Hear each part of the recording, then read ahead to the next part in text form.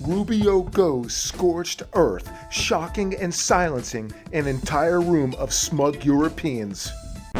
Centuries before the end of the Second World War, the West had been expanding. But in 1945, for the first time since the age of Columbus, it was contracting. Europe was in ruins. Against that backdrop, then, as now, many came to believe that the West's age of dominance had come to an end, and that our future was destined to be a faint and feeble echo of our past. But together, our predecessors recognized that decline was a choice, and it was a choice they refused to make. This is what we did together once before, and this is what President Trump and the United States want to do again now, together with you. And this is why we do not want our allies to be weak, because that makes us weaker. We want allies who can defend themselves so that no adversary will ever be tempted to test our collective strength. This is why we do not want our allies to be shackled by guilt and shame.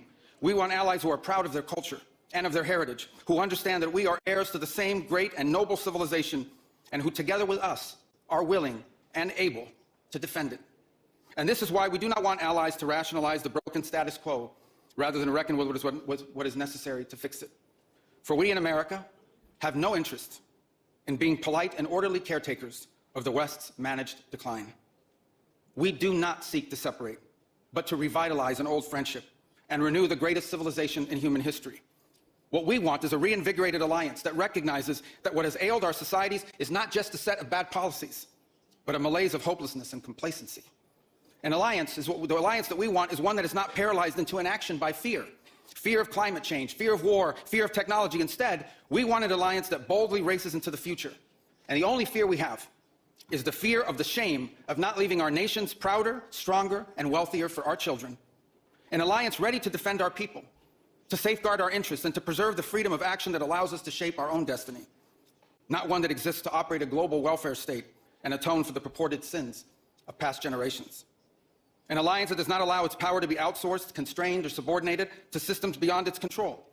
One that does not depend on others for the critical necessities of its national life. And one that does not maintain the polite pretense that our way of life is just one among many, and that asks for permission before it acts.